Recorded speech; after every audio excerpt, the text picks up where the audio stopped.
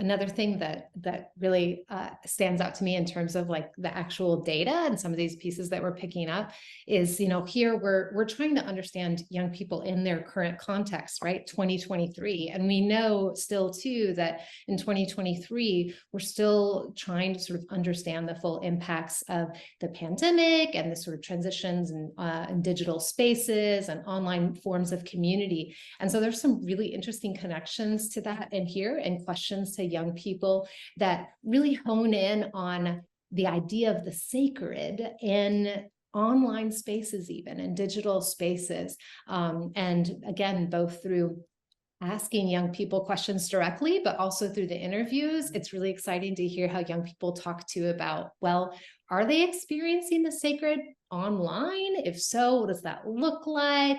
To hear people talk about what they experienced even throughout the time where they were making this transition to online worship for some of them who wanted to seek out those opportunities, what that looked like, what that felt like. So it's neat to see those online pieces come up in here too. Absolutely. As a self-professed media nerd, that was one of my favorite parts. Absolutely. I know. I love there's an entire kind of call out just on the ways that young people are encountering the sacred online. It's really interesting, especially in light of all of the things we had to do, all of the ways we had to commute online in light of the pandemic. Absolutely. So I think that's kind of a great segue into thinking about, okay, well, place matters, obviously. And yet, regardless of place, there are kind of some common themes in the way that young people are experiencing the sacred, in the ways that people are talking about sacred moments. So did you catch that, Dr. Patterson? What are some of those, I think, 3 themes? I see it now on page 26. Absolutely. It's really interesting because, like you mentioned, place matters to a degree. We noticed that when people were telling us their definitions of the sacred and their descriptions of the sacred, what really came through was there's a variety of places and spaces where these things could happen, situations, all sorts of things. Mm-hmm. But there were 3 threads that kind of wove through everyone's definitions and descriptions. They noted that sacred moments were personal. They felt very unique to them and tailored, that they were extraordinary. They felt kind of set apart from what happens from day to day. And perhaps most importantly, they felt relational, which, based on our other work, we are not necessarily surprised to see the focus on relationship as a part of this experience for them. But it really is that sense of interconnectedness that tends to take these moments from special to sacred.